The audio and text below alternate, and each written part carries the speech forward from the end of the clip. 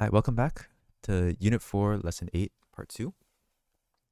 So in this one, we're going to go over solving by quadratic equation, quadratic formula. So quadratics, we have ax squared plus bx plus c. That's a quadratic. And now a quadratic equation is when we have it equal to 0. And this is such a standard form. We actually call it standard form, but it's such a common form of equations, common form that really models a lot of things we'll go into like next lesson. It models projectile motion, it models a lot of things are like square growth, the square function. So with this in mind, we use it so much that there's actually a formula that comes with solving this equation. So some things I want to note before we get into solving it is that we have standard form. Standard form quadratic. The actual standard form requires a, b, and c to be integers, but this actually works even if they aren't integers. So if you have like 0.25 x squared plus 3 over 8b, not b, x minus 15 equals 0. This will still work even though this technically isn't in standard form because these aren't integers. But for the sake of this lesson, for the sake of this, I'm going to refer to it as standard form still because we still have ax squared plus bx plus c. So we have standard form quadratic on the left. Another thing I want to notice is that it equals 0. So this formula only works if the equation equals 0. An easy way to get things to equal 0 is you want to subtract, like get rid of everything on one side. It doesn't matter if you have it on the left side, or I subtract all these. I subtract ax squared bx plus c to get 0 equals negative ax squared minus bx minus c. I just got this by subtracting ax squared minus bx minus c from both sides. This doesn't matter. It'll still give you the same exact answer because I could just factor out a negative 1 from everything.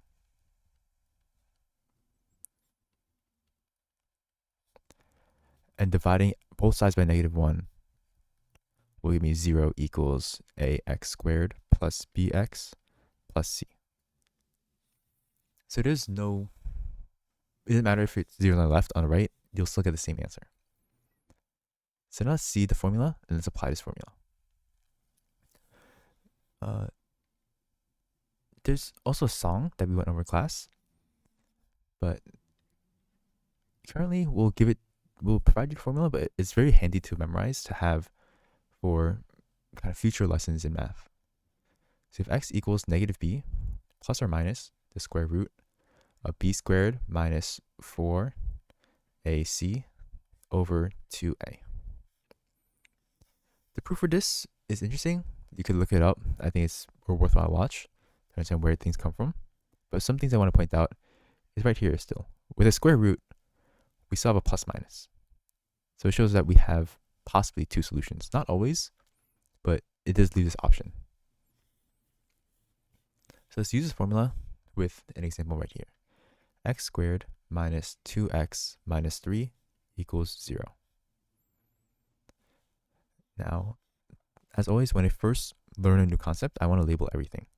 A equals 1, B equals negative 2, and C equals negative 3. These are my coefficients. The negative goes with the following coefficient. Now, I have my equation. I have a quadratic. It equals 0. So x equals negative 2 plus or minus the square root of negative 2 squared minus 4 times 1 times negative 3 over 2 times 1. We then get x equals positive 2 plus or minus the square root of 4 plus 12 over 2. X equals 2 plus or minus the square root of 16 over 2. And that gives us x equals 2 plus or minus 4 over 2. At this point, we could do it an easy way, but I want to point out the more complex way that will be helpful later on as we simplify answers with radicals. So when it comes to simplifying fractions, little pause right here. I'll put in red because like this is not related to the problem. If I have a fraction 6 over 8, if I reduce it, if I simplify it, I can simplify it down to 3 over 4 by dividing 2 from both the top and bottom. 2. Divide both sides by 2. In this fraction, there's only 2 pieces, the top and bottom. But when you simplify a fraction, you want to make sure that every piece that's being added subtracted on the top and bottom can be simplified. So there's 2 we want to simplify. There's 4 and there's 2. So the 2 and 4 at the top don't combine together. So like I need to take 2 out from somewhere because they're adding and subtracting. So now I can say I could take out a 2 out of all of them. So x equals 1 plus or minus 2 over 1, or 1 plus or minus 2. Now, with the plus minus, we want to simplify. With integers, I want to simplify. So I split it up. 1 plus 2, that's x equals. And x equals 1 minus 2. The answers of x equals 3, x equals negative 1. As always, I want to rewrite my answers in a nice place. Negative 1, 3. That's my answer. To check, there's many ways to check. Just like all algebraic equations, we could check by plugging it back into the equation and seeing does it work. So the answer of negative 1, does negative 1 work? Negative 1 squared minus 2, negative 1 minus 3, 1 plus 2 minus 3 equals 0, which is true, 0 equals 0. Another way I could see is that we know how to solve by factoring. So I can actually factor this into x plus 1 and x minus 3. We split it down the middle to get x equals negative 1, x equals positive 3. You might be wondering, why don't we just factor if that gives us the same solution? And now that leads us to some more harder examples. So these examples aren't necessarily hard because they require more. They're just hard because like the answers don't look as nice. But we want to get into the point now, especially at this level of algebra, this level of math, where answers won't always be nice. So say I have this negative 2x squared plus 5x plus 3 equals 8x minus 7. So as always, what we mentioned first, we want to get it into one side equals 0. Equals 0. I see I have 3 terms on the left, 2 terms on the right. So for me personally, I'm going to get rid of the 2 terms on the right. I'm going to subtract 8x. When you subtract variables, you want to make sure you match up. This one has x squared. I cannot subtract x from x squared. I must subtract from x. The 7 must add up with the 3. To get negative 2x squared minus 3x plus 10 equals 0. That works. Now I see, do I have a quadratic? And yes, I do. Negative 2x squared minus 3x plus 10, ax squared plus bx plus c. So my a is negative 2, my b is negative 3, and my c is 10. X equals negative b, negative 3, plus or minus the square root of b squared minus 4 a c over 2a. Simplifying it as I go, x equals 3 plus or minus the square root of 9 plus 80 over negative 4. Some might see now the problem that we face with our answer. X equals 3 plus or minus square root of 89 over negative 4. Root 89, I want to see, can I simplify this? What can I do with this? When simplifying radicals, you want to see, can I break this up into factors? In 89, there are no square factors that work into 89. There's 1, but like I don't really care about 1. 4 doesn't go into it. 9 doesn't. 16, 25, 36, 49, 81. No square factors go into 89. So this is actually all you could do. That's my final answer. A little hint right here. So for when you have a radical as your answer, if you have a radical, most of the time you won't be able to like add and subtract it from integers. So unless you are asked for decimal values, leave radicals. You want to simplify as much as possible.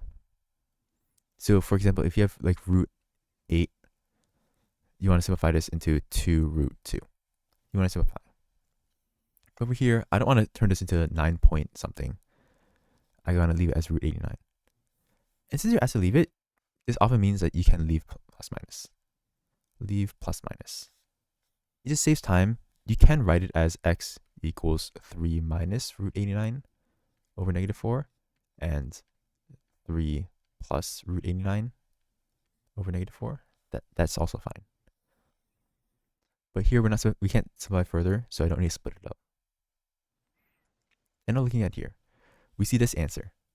This gives us a irrational decimal, irrational number. So it is near impossible to factor our original quadratic. If you think in terms of radicals, if you think in terms of squares, maybe you could eventually find a point that works, but it'll be really hard to find this value because there's no clean factor. There's no two numbers that multiply to negative 20 and add up to negative 3. No two integers do that. So this is our answer.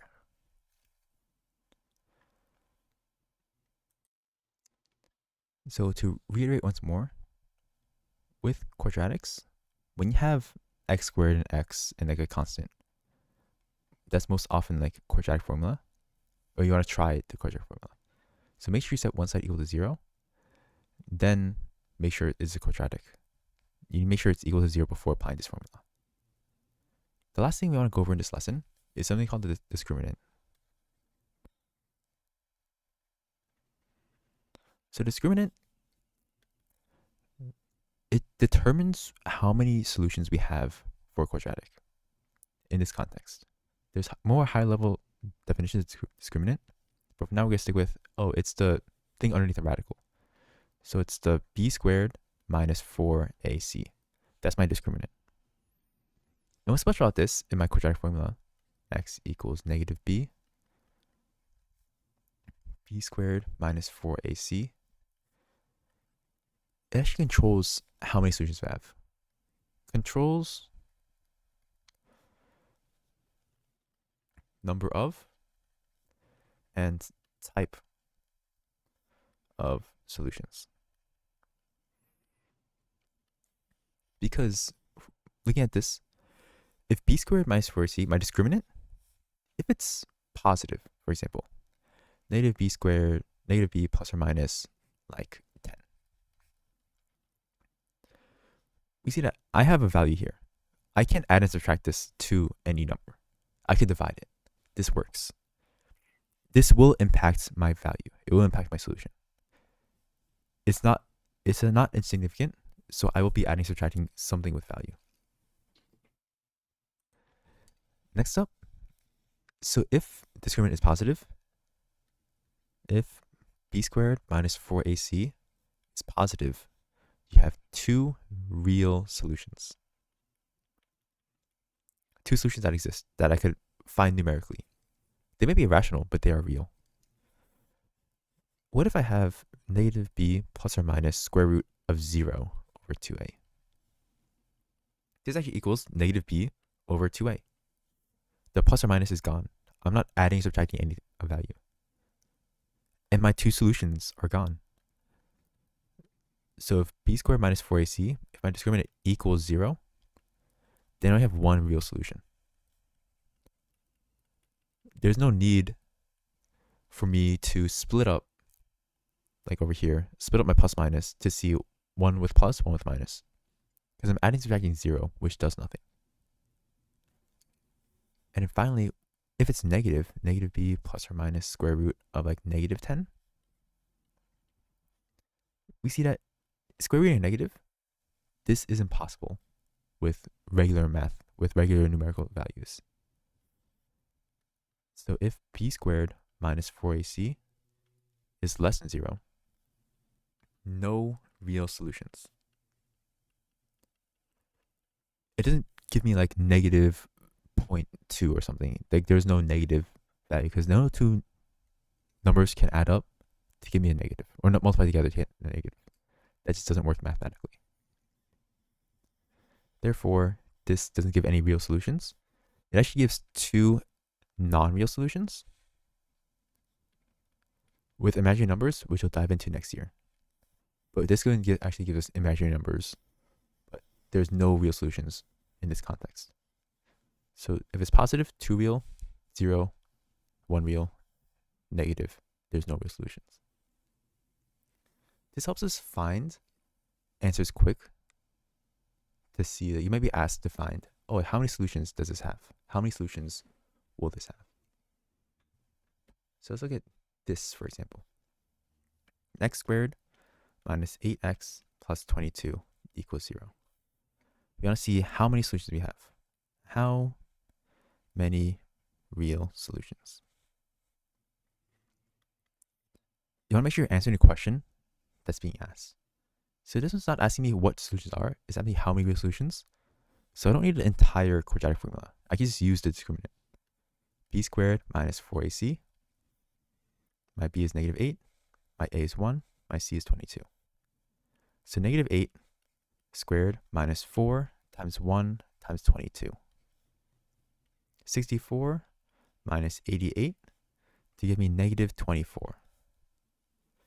My discriminant is negative, therefore I have no real solutions. And I stop right there.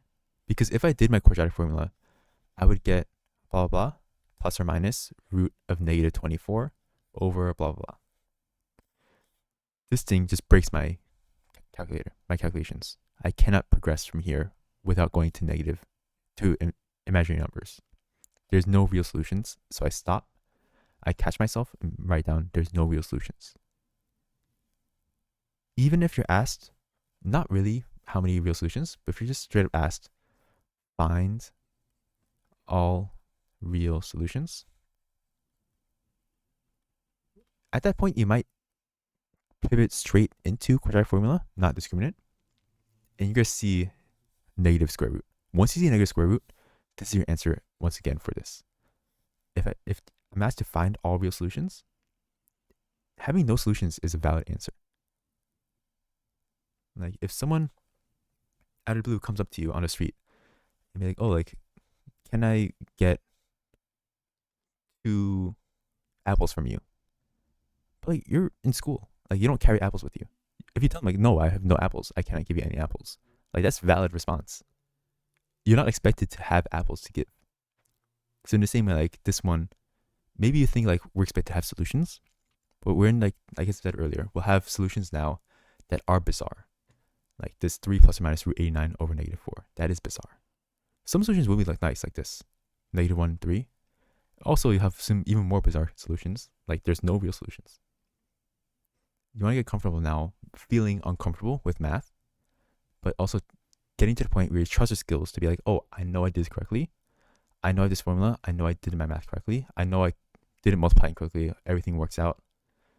But also practicing it to look back and like make sure you're not making these errors. Because it's very common to, oh, negative 8 squared will get me negative 64. And that might mess up my answers. And like you might forget this negative. So 4, 1, 22, you might get 64 plus 88. That might mess up your answer. So get used to trusting your answers, but also checking your work to make sure you're not missing them. So that's quadratic formula as well as discriminant. Once again, if you have any questions, make sure to reach out and have a good night.